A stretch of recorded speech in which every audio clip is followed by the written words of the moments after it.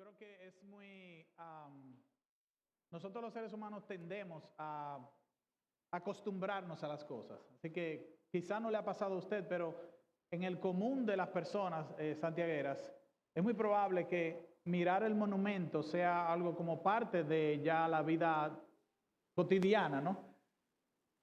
Sin embargo, piense en esta edificación de 70 metros de altura, ¿verdad? Con una, digamos, no soy arquitecto, ¿verdad? Pero tallada casi con piedra fija, ¿no? Hay un sistema, una especie de estrategia neoclásica, según estuve leyendo, que es lo que más o menos describe la arquitectura, en parte la arquitectura del monumento. Es un ícono nacional inclusive, e internacional en muchos sentidos, ubicado en un alto, puede verse desde muchos lugares de la ciudad, como ustedes saben. El punto es que es un ícono de toda la ciudad de Santiago. Fíjense, para describirla aún videográficamente, solamente usted tiene que colocar el monumento y ya todo el mundo sabe de qué hablamos. Ahora, piense en el monumento, este ícono gigantesco, ¿verdad? Desde el punto de vista humano, que celebra y conmemora cosas que ya sabemos a nivel de la historia, en términos de restauración de la nación, y estas son cosas que, ¿verdad? No voy a andar por ahí porque no es el propósito y ustedes la manejan. Pero piensen en una edificación como esa, sin columnas. Imposible, esa es la palabra correcta.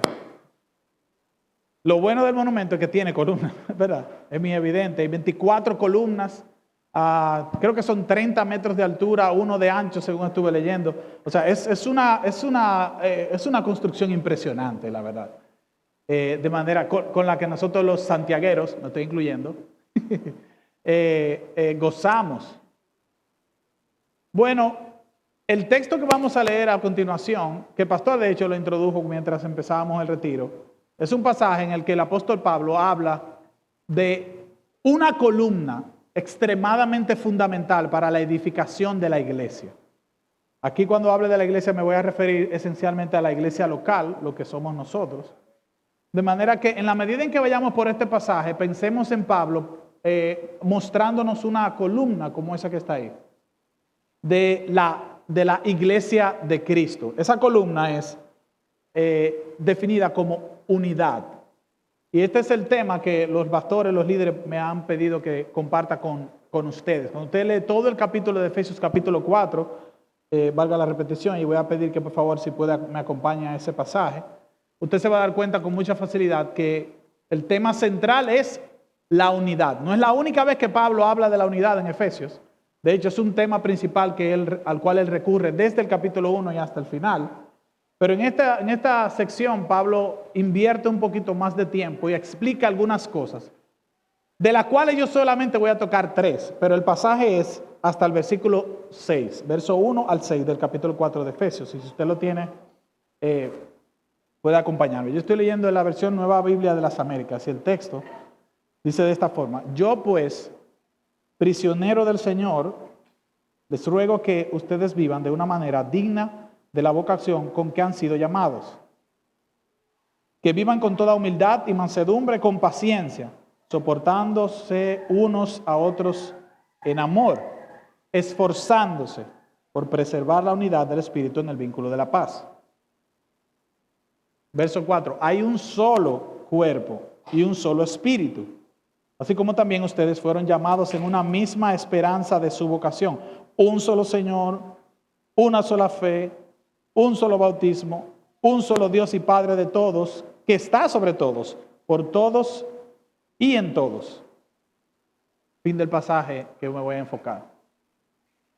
Una vez más, Pablo les acabo de mencionar que tiene como tema central aquí la unidad. Cuando usted revisa aún la historia de la iglesia, se puede dar cuenta que cuando se habla de iglesia local, el tema de la unidad no es algo que se inventó hace 100 años. Toda la iglesia en su historia, desde el primer siglo, ha tenido como un atributo principal, no solo el hecho de que la iglesia es universal, no solo el hecho de que la iglesia ha sido construida sobre las enseñanzas de los apóstoles, no solo que la iglesia es santa, sino también que la iglesia es una. Y si eso se ve a nivel global, eso debe ser representado a nivel local. Y esa es tu tarea y esa es mi tarea como parte del cuerpo de Cristo. Y es lo que vamos a ver a continuación en este pasaje. Pablo, de manera muy específica y precisa, él está incentivando a los hermanos de Éfeso a la unidad. Su motivación es que ellos puedan recordar que la unidad es fundamental para el crecimiento y la edificación de la iglesia. Si usted revisa el verso que termina esta primera sección, el verso 16, se va a dar cuenta y puede confirmar lo que acabo de decir. Así que lo que yo quiero proponer en estos próximos minutos, y este va a ser como mi idea central, es, yo creo que puedo expresarla de esta manera: seamos diligentes en preservar la unidad. Seamos diligentes en conservar, preservar, proteger, defender, cualquier sinónimo que usted encuentre en la RAE. La unidad. Hay 3 columnas que yo voy a compartir. Yo diría subcolumnas, ¿verdad? Partiendo de la columna de la unidad. Número 1, la unidad tiene un mandato. Número 2, la unidad tiene una actitud. Y número 3, la unidad tiene un perfil. ¿Okay?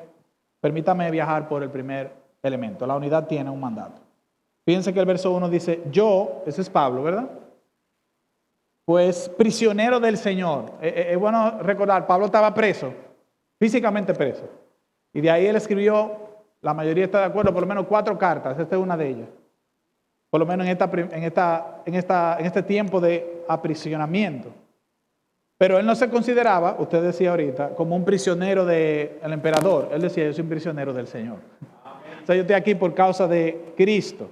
No fue que yo violenté alguna regulación gubernamental, es que yo estoy proclamando el evangelio y estoy aquí por eso.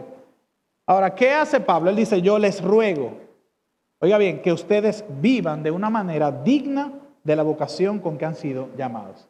No nos confundamos, la frase les ruego no es simplemente algo que nació en la mente del apóstol. Yo creo que la mayoría de los cristianos preferimos interpretar esto como con una autoridad apostólica, combinada con un tacto pastoral. O sea, yo les ruego, no es simplemente un ruego, es que el Espíritu Santo está ordenando algo. ¿Qué es lo que ordena? Él dice, que vivan de una manera digna de la vocación con que han sido llamados. Este vivan es un término en la Reina Valera, si no mal recuerdo, dice anden, ¿verdad? O andad, ¿cierto? ¿Alguien tiene la Reina Valera? Ahí sí. Andéis. Es un término que Pablo le gusta usar.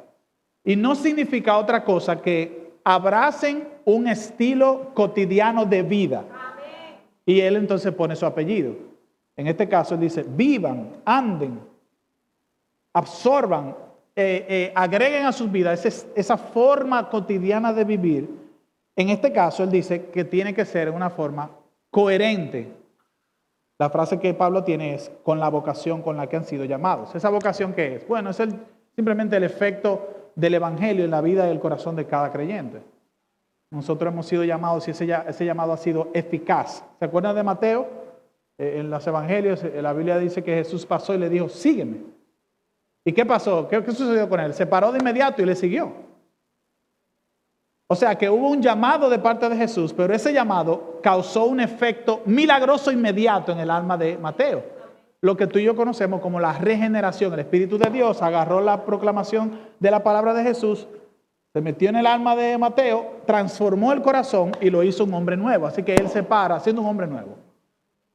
Y ese es el acto sobrenatural que nosotros sabemos y decimos, el mayor milagro, ¿verdad?, que puede experimentar un ser humano. ¿Cuál? Nacer de nuevo. A eso se refiere Pablo aquí. Vivan de acuerdo a ese nuevo nacimiento que ustedes han recibido. Es una invitación a una conducta moral que viene como efecto natural de esa transformación espiritual. ¿Me siguen? Entonces, la pregunta que deberíamos hacernos para avanzar hacia lo aplicativo es cómo debe ser entonces ese estilo de vida que tú dices, Pablo. Una vez más, él dice, tiene que ser coherente con el evangelio. Pero noten que aquí él va a comenzar a entrar, y yo les dije, su principal tema es la unidad. Eso es lo que él tiene en la cabeza. Por eso es que aquí estoy, como mi primer punto, les estoy presentando la unidad como este primer, yo diría, aspecto de la unidad, es que la unidad tiene un mandato. O sea, es una orden. Vivan en unidad. Eso es lo que estamos viendo aquí. ¿Ok? Entonces, volviendo a las palabras de Pablo, él nos incentiva en su caso, naturalmente, ¿verdad? A primero a los Efesios, Él los incentiva a vivir de una manera que sea coherente con la salvación. ¿Haciendo qué? Obedeciendo, en este caso, el mandato de ser uno. Obedeciendo el mandato de ser uno. Una vez más, mire el texto. Señores, les ruego que ustedes vivan de una manera digna de la vocación con que han sido llamados. Ahora, el texto nos deja ver, mis hermanos, que la unidad inicia con la disposición o la determinación de cada creyente de manera individual a obedecer este mandato. Amén. A tener un estilo de vida en el que sea caracterizado por una disposición previa a obedecer a Dios. No podemos ser uno, hermanos, si no estamos dispuestos a obedecer al Señor, si no estamos dispuestos a someternos a su guía. Ese es el primer paso. Y obviamente hablamos de un sometimiento, una evidencia, una disposición que salga de manera genuina. Ahora, ¿por qué digo eso? Bueno, porque nosotros arrancamos con el capítulo 4, pero Pablo empieza desde el capítulo 1 a transmitir una serie de doctrinas, como nosotros decimos, ¿verdad? Enseñanzas fundamentales de la fe cristiana. Y sobre esa base, él empieza a construir un incentivo a vivir de acuerdo a eso. Eso era parte de su forma de trabajar. Cuando él escribe los Romanos desde el capítulo 1 al 11, él golpea el tema doctrinal, el evangelio, él lo expande. Él habla de la soberanía de Dios en la salvación. Él habla del llamado del ser humano a responder a la propuesta de salvación que Dios da por medio de Cristo. Él habla de Cristo, él habla de la fe, él ejemplifica la fe. Él habla de la lucha del creyente y luego entonces explica todas estas doctrinas como cuando uno está edificando algún edificio y establece una base. Entonces él dice, capítulo 12, verso 1, sobre la base de esas misericordias, ¿se acuerdan? Entonces ahora presenten su cuerpo en sacrificio vivo, etc. ¿Se acuerdan? Lo que estoy tratando de hacer con esta ilustración de Pablo es que eso es exactamente lo que él hace en Efesios. Él empieza a hablar de las bendiciones espirituales, capítulo 1, ¿se acuerdan? Nosotros estamos sentados con él, con el Señor. Hemos sido objeto de múltiples beneficios espirituales. Y luego él habla inclusive de la unidad entre los gentiles y los judíos. Ya no son dos grupos, son uno solo. Capítulo 2, versos 14 y 15 de manera específica.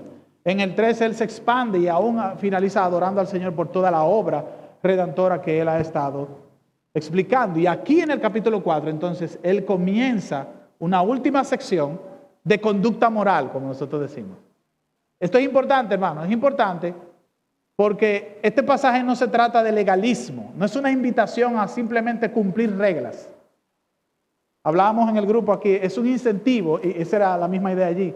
Esto es un incentivo a que nosotros podamos recordar que del Evangelio tiene que fluir una actitud, fluir una disposición, en este caso, de obediencia a Dios.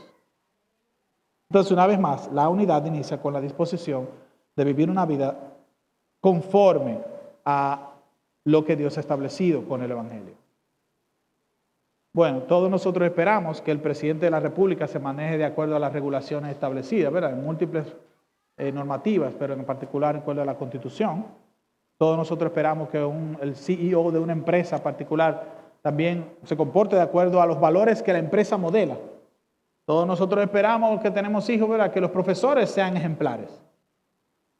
De igual manera se espera que todo cristiano, no importa quién sea, un líder, un pastor, posea un estándar de vida que tenga el mismo tamaño de la fe que profesa. Amén. Es lo mismo.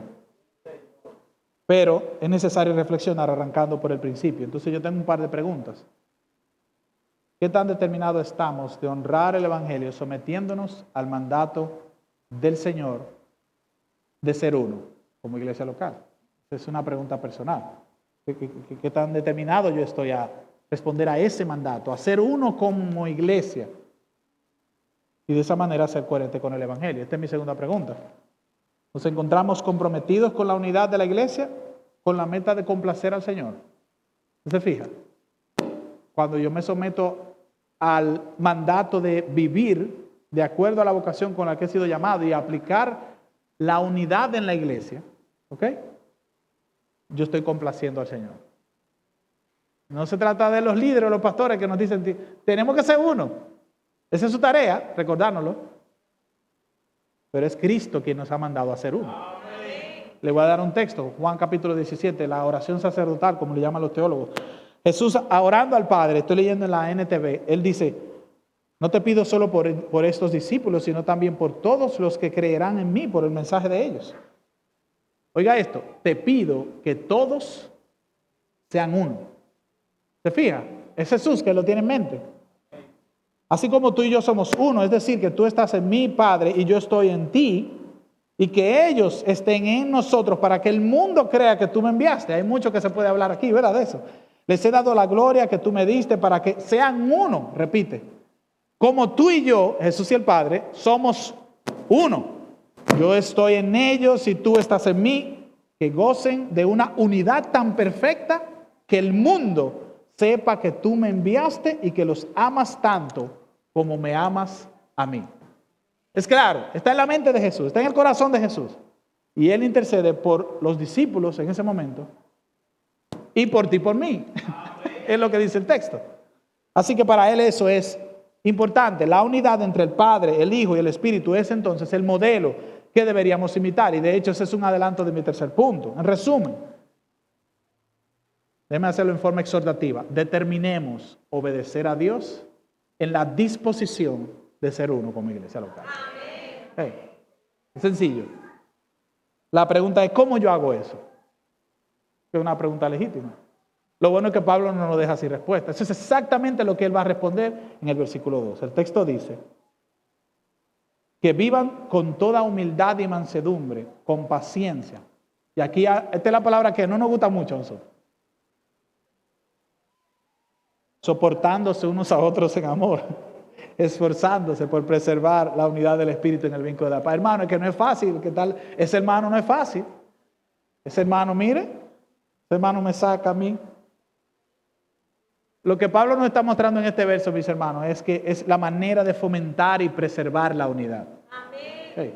Y algo que olvidé mencionar, pero es importante tener en cuenta, es que Pablo nos enseña que la unidad no es algo que tú y yo producimos, es algo que tú y yo preservamos. Yo tengo que volver a ese verso. Bueno, estamos en ese verso. Él dice, esforzándonos por preservar la unidad del Espíritu. O sea, Cristo cuando va a la cruz, Él compra nuestra unidad. Fíjense que oramos, leímos la oración sacerdotal, Él habla de la unidad allí. Ahora, ¿qué hace el Espíritu de Dios? Él preserva la unidad. ¿Cómo? Por medio de los hijos de Dios. Con la disposición que los hijos de Dios tienen a someterse al mandato de ser uno. Esa es la idea. Entonces, hablemos un poquito de lo que Pablo está diciendo así. Él dice, asuman un estilo de vida, o sea, vivan o anden o andéis, ¿cómo? Con toda humildad y mansedumbre. La humildad y la mansedumbre. Dos cualidades rechazadas en la época pagana de Jesús, por cierto, y de los apóstoles. Y todavía hoy, el ser humilde es algo que es objeto de denigración. O sea, tú eres humilde, tú eres débil. Lo fuerte es pararte frente al espejo, decir que tú eres buen mozo o buena moza, ¿verdad? Que tú lo puedes todo, que nada te va a detener, que tú lograrás todos tus sueños. ¿Por qué? Porque eso te da el aire de soy fuerte. Pero es un aplauso a la arrogancia al final del día. Y es tristemente lo que vemos en nuestra sociedad. Si usted ve pelota, sabe lo que voy a decir. Fíjese cómo se aplaude el bat flip, como le dicen a los que nos gusta la pelota. Cuando el bateador la saca, el bat flip es cuando suelta el bate. Hermano, hay muchos videos que celebran el bat flip. Tú dirás, bueno, Leo, te estás metiendo en una zona gris. Eso era el tiempo de la ley, eso es legalismo. No me malentienda. Si usted juega softball y hace bat flip, yo no estoy juzgando su motivación. Entiéndame, por favor. ¿Cuál es mi punto? Mi punto es que hay una celebración de la arrogancia y el orgullo. Amén. Y míralo, en diferentes deportes aún la arrogancia es sancionada. En el fútbol americano es sancionada. A veces en la NBA es sancionada también. Usted hace un donqueo y usted le hace así al otro y hace una serie de cosas. Y lo sancionan. ¿Por qué? Porque aún la sociedad entiende, hay algo ahí que no está necesariamente bien. Está bien, yo sé que hay algunos hermanos que me están mirando mal. Yo sé que ustedes juegan pelota o softball o algo. No me malentienda. No estoy, si jugamos juntos y usted hace su bad play, hace su donkeo, hace su cosa, yo no voy a estar pensando en eso, ¿ok? Mi punto aquí es que corremos contra la corriente. Ese es mi punto, hermano. No estoy tratando de establecer reglas humanas. Ahora, la humildad y la mansedumbre son cualidades que son parte del fruto del Espíritu. Amor, gozo, paz, paciencia, benignidad, bondad, fe, mansedumbre. Templanza, ¿verdad? O dominio propio. Algunos traducen la mansedumbre ahí como humildad. Ahora, ¿qué es la humildad? Bueno, humildad no es pensar menos de nosotros, sino pensar menos en nosotros. Nosotros no somos el centro. La humildad no es egocéntrica. La humildad no quiere el aplauso de la gente. La humildad no quiere ser el centro de atención. ¿Cómo luce la humildad? Bueno, la humildad en primer lugar reconoce la dependencia de Dios. Salmo 25:9. En segundo lugar, la humildad es servicial y está dispuesta a ayudar. Tiene el deseo de servir a los demás. Marcos 10:45. Voy a mencionar texto porque no me da el tiempo para ampliar, pero en tercer lugar, la humildad es sencilla y honesta. Tiene una actitud sincera y honesta, paciente y con dominio propio. ¿Usted está de acuerdo con eso, verdad? Reconoce sus propias limitaciones, no busca el reconocimiento y finalmente está dispuesta a perdonar y a ser comprensiva. Esa es la humildad. Si miramos la humildad, la describimos como una dama, ese es parte de su perfil. Entonces, un punto práctico aquí es, si la humildad es importante para la unidad, entonces, ¿cómo yo cultivo la humildad? Aquí hay algunas ideas, no son las únicas, pero yo le voy a dejar, quizás usted pueda reflexionar luego. En primer lugar, yo cultivo la humildad reconociendo mi necesidad de crecer en humildad. Usted ha escuchado esto muchas veces. Hay gente que dice, no, porque yo soy humilde. No necesariamente en el contexto de recursos económicos, ¿verdad? Pero en el contexto en el que estamos hablando. Con esa connotación. En segundo lugar, usted cultiva la humildad, pienso yo, orando que Dios le haga realmente humilde ante sus ojos. Es una obra de Dios. Nosotros tenemos tendencia al orgullo. Nos encanta que nos aplaudan.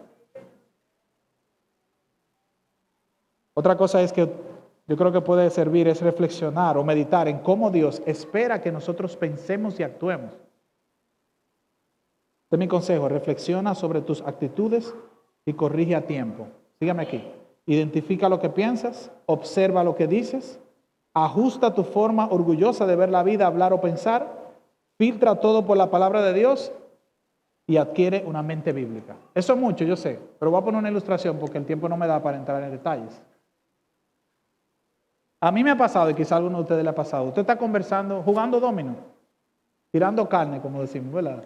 Un domingo en la tarde, donde el hermano Juan Pérez, espero que no se llame alguien Juan Pérez. Y usted está conversando, informante, compartiendo sanamente. Y de repente usted dice, no, porque yo fui a Harvard y estudié tal y cual cosa. Entonces, todo el mundo está hablando de pelota y tú estás hablando de que fuiste a Harvard y tuviste un título. Estoy poniendo un ejemplo, ¿verdad? En ocasiones nos pasa eso. Eso parece como muy simple, pero sígame con cuidado porque yo pienso que tiene mucho significado. A mí me ha pasado eso y lo he hecho. Yo no estudié en Harvard, por cierto, no se vaya a tener una mala impresión. Pero después en la noche yo digo, ¿y para qué yo dije eso en esa conversación? Y he tenido que concluir, yo lo dije porque yo quería que la gente supiera quién soy yo y la preparación que yo tengo. ¿Cuál es el fondo de eso? Orgullo. Entonces Leo, cuando yo tengo una entrevista y me pregunten a mí, ¿y por qué usted cree que tenemos que elegirlo a usted en vez de los otros 299? Yo no puedo decir qué preparación tengo. Hermano, no estamos hablando de eso. Ahí usted tiene que decir su preparación, porque usted tiene un contexto. Pero usted sabe lo que quiero decir, ¿verdad? Muchas veces nosotros damos datos para que el otro sepa que con quién está hablando. ¿Entiende? Que yo tengo rango. Eso es un ejemplo, una ilustración. Hay muchas otras en las que nosotros podemos estar atentos. A eso me refiero cuando yo digo, estamos hablando de cultivar la humildad, acuérdense. A eso me refiero con el hecho de decir, identifica lo que piensas, observa lo que dices. Inclusive a veces cómo lo dices. Bueno, lo que pasa es que el pastor no sabe, pero yo fui al seminario. Yo estudié en el seminario número 1 del mundo. Yo nada más me pongo a pensar, a veces me puedo analizar yo mismo y tengo que pedir perdón así. Yo me imagino al Señor diciendo, ¿y a mí qué me importa? ¿Cómo que quién eres tú, papá? O sea, la gloria, al final del día, la gloria es de mi hijo. Entonces, ¿y a mí qué me importa? En otras palabras. Pero eso está a veces ronda por los pasillos de nuestro corazón. Entonces, mi punto práctico aquí, hermano, es que para cultivar la humildad, tú y yo estamos llamados a ser mansos y humildes. ¿Y eso quién lo enseñó? Cristo mismo. Él dijo, aprendan de mí que soy un buen predicador, que soy un buen charlista, un buen líder. Que formé a 12 y me fui y esa gente acabaron, sacudieron el mundo. Lucas los llama a ellos los que trastornaron el mundo, decía él de algunos. No, Jesús no dijo eso. Jesús dijo, aprendan de mí que soy manso y humilde de corazón. Hermano, que Dios tenga misericordia de nosotros y nos ayude a crecer de manera genuina. Okay. No para decir por ahí, no, porque yo soy humildemente humilde. No, es de manera genuina. Que Dios nos ayude a crecer en eso. Ahora, Pablo no se queda en la humildad y la mansedumbre como actitudes, características que son propias para nosotros mantenernos en unidad, sino también que él habla de una que no nos gusta mucho y la combina con un apellido. Él habla de paciencia y tolerancia. La Reina Valera creo que dice, usted me va a corregir porque no la tengo aquí, pero sobrellevando los unos a las cargas de los otros, ahí que dice así, o soportándose. Soportándose suena como más dominicano. Aguantando.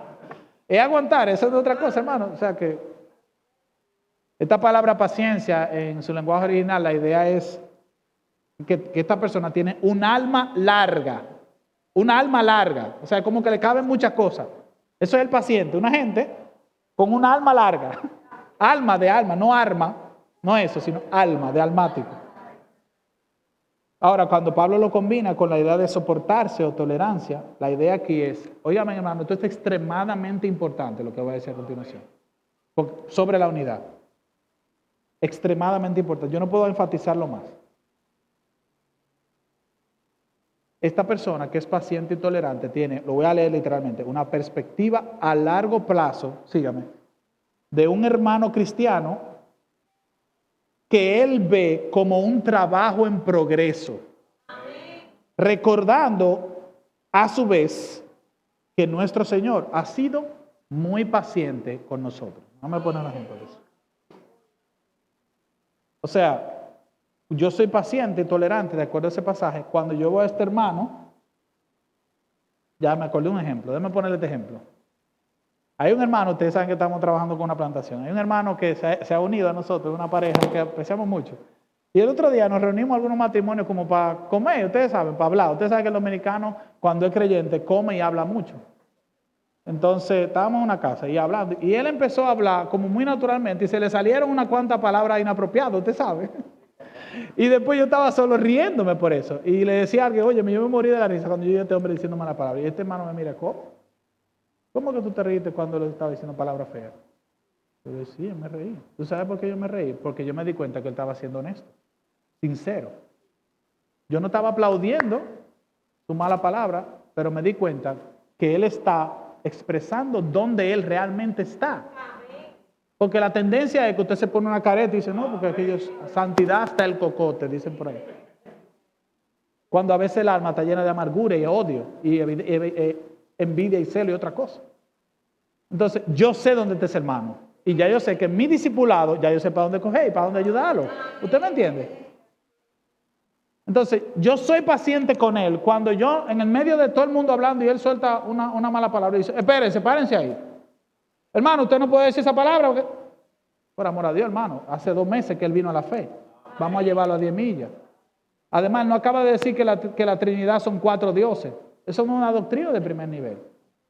Él está mostrando dónde él está espiritualmente. Entonces, ¿cuál es mi tarea? Llevarlo a 10 millas. No juzgarlo. Pero eso no se dice. No, ese escenario no es el lugar. Ese escenario no es el lugar. Probablemente cuando yo me vuelva a sentar con él, dice, mira, fulano, acuérdate, tú soltaste esto. ¿Tú te has dado cuenta que cuando tú hablas, tú dices tal y tal cosa? Y cuando viene a ver, dice, mira, yo no me estaba dando cuenta. ¿Me debe entender, hermano? Estoy tratando de ilustrar lo que Pablo dice aquí, que tú y yo estamos llamados para preservar la unidad, hermano. Estamos hablando de la unidad. estamos llamados a llevar al otro hermano a 10 millas. Entonces, Leo, cuando el hermano peca, yo no lo llamo. No, tú tienes que llamarlo cuando el hermano peca. No estamos hablando de eso, eso es lo que Mateo 18 dice. Si tú ves a un hermano que está fallando, ayúdalo. Si tú me ves a mí fallando, ayúdame. De lo que estamos hablando es de discernimiento, es cuándo y es cómo. ¿Tú me sigues? Y para eso necesitamos sabiduría. Esta es la sabiduría. Llevar al hermano a 10 millas. Hermano, no podemos convertirnos en gente que vive corrigiendo al otro todo el tiempo. Entonces es como algunos de nosotros cuando somos padres, que cada vez que el muchacho bota, se le cae un arroz al lado, por amor a Dios, tiene 3 años. O sea, tú no puedes corregirlo cada vez que se le cae un arroz. ¿Qué estamos criando? ¿Me deben entender, hermano? Sí, no. Pablo no se queda ahí, porque Pablo nunca se para, pero él dice, hay que mantener la unidad con humildad y mansedumbre y también paciencia, soportándose unos a otros, y él agrega, esfuerzo. Déjenme leer el texto. Él dice, con paciencia, soportándose unos a otros, esforzándose por preservar. Hermano, ya la palabra esfuerzo es mucho ahí para nosotros. Eso es, Pablo está diciendo, es que seamos diligentes. Hermano, fíjese, la unidad es como uno de esos temas en la iglesia que uno lo oye como que es como algo abstracto, como místico, que se deja para un domingo cuando el pastor está quillado. Estoy siendo muy familiar aquí, me excusan si la palabra filial se muere. No, hermano, eso es extremadamente práctico. Y si no somos intencionales en unirnos y mantenernos unidos, entonces nosotros no vamos a estar unidos. Nos va a afectar la unidad. Eso es lo mismo que con cualquier tipo de relación, hermano. Esto aplica exactamente igual. Si usted está casado, por lo menos después de 3 meses, depende, usted sabe la necesidad de la unidad. Usted sabe la necesidad de la humildad y la mansedumbre, la paciencia, o lo otro. Amén. Amén. Eso pasa también innecesario aquí en la iglesia, en medio de nosotros. En medio de cualquier iglesia local, no es nada más hermano. Este tema, yo no sé, pero no sé cuál es la dirección que tiene el liderazgo, pero yo veo este tema más como un asunto preventivo que detectivo, hablando con el lenguaje de mi formación profesional como auditor. Pero Pablo dice, tiene que haber un esfuerzo por mantener la unidad. Tiene que haber una diligencia, un cuidado y una actividad en ejecutar la unidad. Prontitud, inclusive agilidad. Ese es otro término como sinónimo de la palabra esfuerzo, de acuerdo a la RAE. Entonces Pablo cierra este punto y aquí resumo diciendo, tú necesitas humildad, mansedumbre, paciencia, llevar la mano al paso. Tú necesitas diligencia. Ahora, ¿por qué? Sencillo, hermanos. Sin humildad y mansedumbre, sin paciencia y tolerancia, sin esfuerzo, no hay unidad. No se va a dar, no se da por ósmosis. Tenemos que producirlo. Algunos de nosotros han crecido quizás en familias donde no tuvo un buen ejemplo de hogar, de matrimonio. Cuando se casa, él piensa o ella piensa que el matrimonio se va a mantener como si fuera una película. Felices para siempre. Que nunca veo problemas ni diferencias. Que todo se va a resolver por ósmosis. No. Hay que trabajar la unidad. Hay que sentarse uno al otro y lidiar con el problema. ¿Tenemos diferencias? ¿De qué color es que vamos a comprar la montura? ¿Negra o blanca? Cada uno que argumente y llega a un punto de acuerdo, con madurez. ¿Pueden entender, hermano? Entonces, el llamado, tiene que haber todos estos elementos, todas estas actitudes que son fruto del Espíritu, la mayoría, para nosotros preservar la unidad. Entonces, aquí viene un par de preguntas de reflexión para seguir avanzando. ¿Qué tan intencionales estamos siendo en preservar la unidad? Pensemos en eso. Como hablé de la humildad, ¿estamos cultivando la humildad en nosotros? ¿Buscamos tener una perspectiva a largo plazo del crecimiento de otro hermano, sabiendo que él, al igual que yo, es una obra en proceso? Son preguntas importantes que tenemos que hacer. En un retiro como este para reflexionar mucho, ¿verdad? Finalmente, soy diligente en preservar la unidad del cuerpo de Cristo. Yo. Oiga, no el hermano que está a la derecha o a la izquierda, no el pastor o los líderes, yo. Todos somos responsables. Este texto es para todos nosotros. Nosotros modelamos la unidad en la iglesia cuando, aquí hay algunas ideas, un líder se acerca a otro para pedir perdón por algún malentendido. Un hermano anima a otro hermano amorosamente a dejar atrás su pecado de amargura. Y vuelvo y pongo el ejemplo, un esposo busca con buena intención conciliar su diferencia con su esposa, o los hijos trabajan por mantener la armonía con sus padres. Usted dirá, ¿pero qué tiene que ver la familia con esto? Sencillo, hermano. La iglesia está compuesta por familia. Y si hay problema en la casa, lo vamos a traer aquí. Eso es natural en nosotros. Si yo tengo un pleito con más y no arreglado, o sea, yo vengo aquí y veo al pastor, no lo veo igual.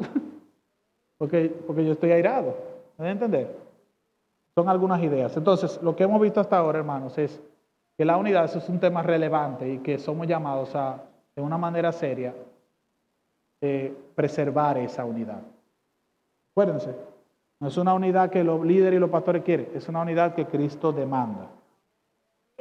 Y para eso yo necesito disponerme a obedecer por amor, ¿verdad? Por mi experiencia del Evangelio, en respuesta a mi Dios, en agradecimiento, en sumisión a Él. En segundo lugar, la forma de hacer eso es con una buena actitud, que implica humildad, paciencia, que implica diligencia. Obviamente todo eso lo hacemos en el poder del Espíritu, ¿verdad? No en el poder de nuestra carne. Necesitamos depender del Señor. Una vez más, es parte del fruto del Espíritu. El fruto del Espíritu significa que el Espíritu de Dios trabaja en nosotros y produce algo. Es el fruto. Como un árbol, el tallo envía, ¿verdad? La savia envía las vitaminas o cualquier cosa que envíe hacia las ramas y las ramas eventualmente producen fruto. Entonces es el Espíritu de Dios en nosotros. Él trabaja en nuestros corazones en la medida en que nos exponemos a la palabra, vivimos una vida de comunión con Él. Y entonces Él produce en nosotros estas actitudes necesarias, fundamentales para la unidad. Este es mi tercer punto y el final. La unidad tiene un perfil. El esfuerzo diario por tener un estilo de vida, estoy usando otras palabras para referirme a lo que Pablo está enseñando, que usando la humildad y la paciencia fomente la unidad. El apóstol dice que debe ser realizado debido a que esa actitud buena, esa intención en ser uno, modela la unidad que ya existe en los planes cósmicos de Dios. Yo sé que cósmico suena muy dominicano, es muy dominical, pero síganme con cuidado. Tal unicidad constituye el fundamento de la unidad de la iglesia. Pablo dice, hay un solo Señor, ese es Cristo, versos 4 al 6. Hay una sola fe, esas son las verdades de la fe cristiana, todas las verdades en este contexto. Hay un solo Espíritu, un Señor, un Padre, un Dios y Padre. Ahí está ¿quién? La Trinidad, ¿verdad? Fórmula trinitaria. Un bautismo, o sea, la evidencia externa de la regeneración interna. Y finalmente, Dios y Padre de todos, sobre todos, por todos, en todos. O sea, Dios omnipresente, que se glorifica a sí mismo por medio de todos y de alguna manera alcanza a todos. Esa es la idea aquí. Así que no importa dónde se encuentra la iglesia, el cuerpo de Cristo es uno en él. Estoy tratando de resumir mi explicación doctrinal para poder avanzar. Entonces, en otras palabras, el fundamento de todo lo que Pablo ha estado hablando aquí es que él nos invita a mirar al cielo, a mirar a lo que está por encima del cosmos, por encima de la creación, que es Dios, su vida íntima, como le llaman los teólogos, a la Trinidad, Padre, Hijo, Espíritu. Y ellos tienen una unidad perfecta. ¿Me sigue? Entonces Pablo dice, como ellos tienen una unidad perfecta, tú y yo, que estamos unidos a Cristo, estamos llamados a emular esa perfecta unidad. ¿Va a ser perfecta? No hay forma de que sea perfecta, porque tú y yo no somos perfectos. Pero esa es la meta, ese es el modelo, por tanto, tenemos que mirar a la Trinidad y su unidad y decir, Señor, ayúdanos a tener ese tipo de unidad. Y vivir en función de eso. Esa es la idea que Pablo está transmitiendo aquí. Entonces, si somos uno, ¿por qué dividirnos? Esa es la pregunta. Bueno, ¿por qué no somos diligentes en mantener la unidad? Entonces, voy a tomar el tiempo que me resta para hacer un pequeño giro al tema de la unidad, pero sígame porque está extremadamente enlazado. Y esto solo a modo de instrucción. Una fuente decía, la unidad en la iglesia es una alta prioridad, oiga esto, debido a la unidad de la Trinidad y otras dimensiones de unidad. Si la unidad, dice la fuente, si la unidad del cuerpo, la iglesia, ¿verdad?, está basada en la unidad del Dios Trino, entonces, oiga esto, dividir la iglesia es tan impensable y atroz, atroz significa cruel o inhumano, como dividir la Trinidad. ¿Me sigue? Hermano, yo he estado en iglesias donde se divide y yo no estoy diciendo nada con respecto a eso. Por eso dije, esto más a nivel preventivo e instrucción.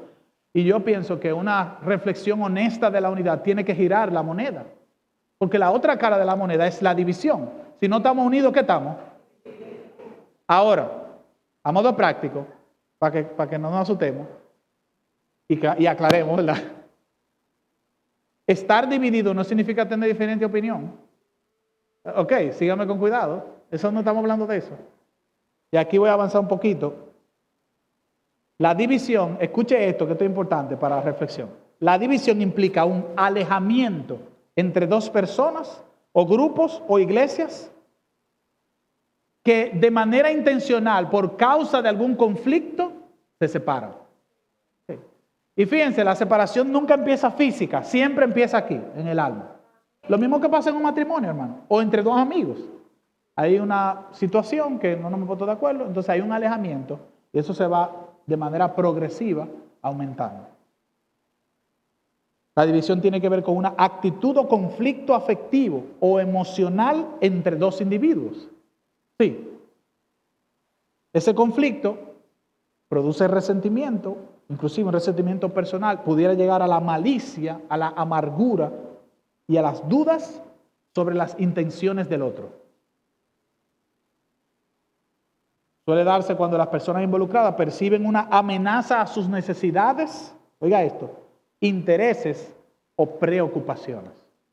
Estoy tratando como de que entendamos el mapa de la división. Empieza con un alejamiento. Luego hay un resentimiento. Luego hay una conclusión en tu mente de que el otro tiene malas intenciones en tu contra.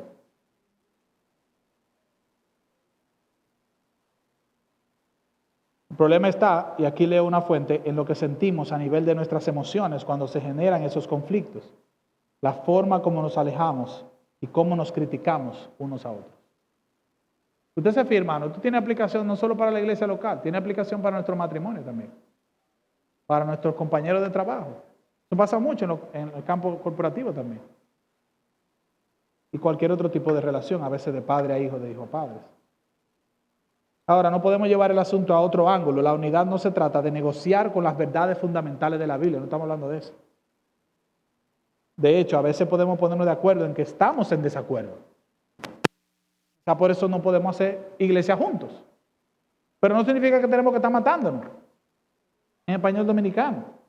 La mayoría, de hecho, de las divisiones en la iglesia no se producen por diferencias doctrinales. Son producidas por el pecado en nuestros corazones. La envidia, los celos, los malos entendidos, los juicios, las críticas. No hay tiempo, hermanos, pero ahí está el ejemplo de la primera de Corintios. ¿Cuál es el problema? ¿Que Pablo predicaba mejor que Apolos? ¿O que los más espirituales decían, no, yo no miro a hombres, yo confío en Cristo? Pablo, Apolo, Cristo. ¿Qué decía el autor? ¿Qué decía el mismo apóstol Pablo? Señores, dejen eso.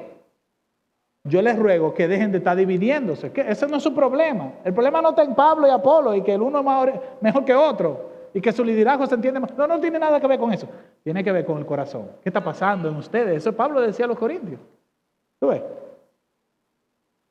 Ahora, ¿cuál es la causa de la división? Bueno, Santiago nos da la causa. Capítulo 4, verso 1. ¿De dónde vienen todos los conflictos y peleas que hay entre ustedes? Esto es una versión popular. Dice, vienen de ustedes mismos. Oiga, de sus deseos egoístas que siempre están librando una guerra en su interior. ¿Usted fija? ¿Usted fija, hermano, que la necesidad de nosotros observar el alma, cultivar la humildad de acuerdo a como Dios espera? ¿Usted fija? Porque de otra manera nos va a llevar el diablo, literalmente. Suena feo, pero me refiero a Satanás. Nos va a guiar hacia donde Él quiere. Él es el único, Él es el padre de la mentira. Es el que promete, el que promueve la división. Entre matrimonio, entre hermanos, entre amigos, etc. Eso no es causado en el tercer cielo. Eso es causado, no sé en cuál caldera del infierno, pero no es del cielo. Entonces, mis hermanos, la causa original, si queremos, yo quisiera seguir lidiando con la herida, como dirían los médicos, ¿verdad? Agarrarla por y abrirla todavía un poco más, en el sentido de reflexión. ¿Me debe entender? La causa original es esta, hermanos. La inmadurez emocional y espiritual que todo el tiempo demanda ser el centro de atención. Amén. Mis hermanos, nosotros podemos tener 30, 40, 50 años en la vida cristiana. Sabe mucho de ministerio, sabe mucho de Biblia y aún así ser inmaduro emocionalmente. ¿Y qué pasó, hermano Leo?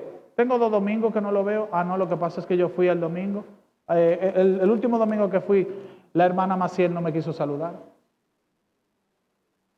Por eso yo no quiero ir.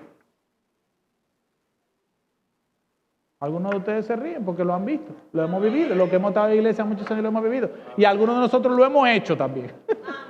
Ay, Dios mío. Eso es una ilustración, hermano, solamente de una inmadurez emocional. O sea que yo puedo estar predicando aquí y ser muy inmaduro emocionalmente también. Hay pastores, líderes que son inmaduros emocionalmente. Digo más, hay presidentes que son inmaduros emocionalmente, usted lo sabe. Le voy a dar un ejemplo. Alicia Roosevelt, que era la primera hija de Teodoro Roosevelt, un expresidente Roosevelt, que era un expresidente de los Estados Unidos, ella decía, mi padre siempre quiso ser el cadáver en cada funeral, la novia en cada boda y el bebé en cada bautizo. ¿Qué es eso? Un presidente de la potencia del mundo, inmaduro emocionalmente. ¿Usted me sigue, hermano? Nosotros tenemos que aprender a lidiar con nuestras inmadureces emocionales. No, lo que pasa es que yo no me junto con el hermano fulano. ¿Y por qué? No, él me ganó una mano de dominó y ese día como que no me gustó la forma que... No, yo no vuelvo a hablar con él. Hermano, no, que él es liceísta y yo soy... Hermano, somos hermanos en la fe.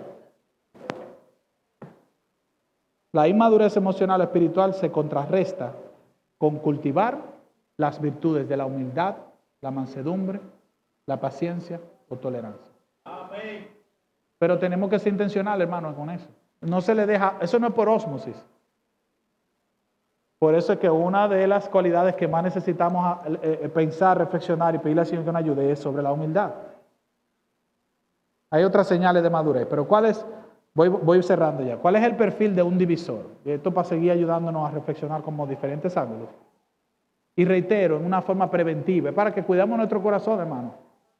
No es para que usted vea al hermano de al lado, mira, este está... No, es que usted va para adentro. Es que es fácil mirar al otro, usted sabe lo que quiero decir. Pero ojalá que Dios nos ayude. Pero mire cuál es el perfil, para que nos cuidemos. No es para que usted diga, bueno, yo estoy ahí, entonces yo soy un divisor. No necesariamente. Pero tenemos que entender cuáles son las señales. El perfil de un divisor, número 1, es prejuiciado. Busca un culpable. Es rebelde, perfeccionista. Suele carecer de relaciones de amistad íntima. No, yo no puedo ser vulnerable con nadie. Yo no tengo amigos. Yo no le cuento mi cosa a nadie. Yo soy yo. Yo y Dios. Usted lo ha visto, muy espiritual. Yo y Dios solamente. Yo no necesito otro. Hermano, en el Getsemaní Jesús agarró a Pedro, Jacobo y Juan. ¿Usted sabe qué le dijo?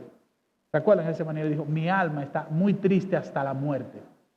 Usted lee esa expresión y la busca en ChatGPT. ChatGPT le va a responder, es una expresión depresiva. Eso es lo que va a decir ChatGPT. Jesús no se sentía bien. Hermano, todos nosotros no nos sentimos bien siempre. Pero él hizo una amistad con estos 3 hombres. Y él abrió su corazón. ¿Cuál es el problema?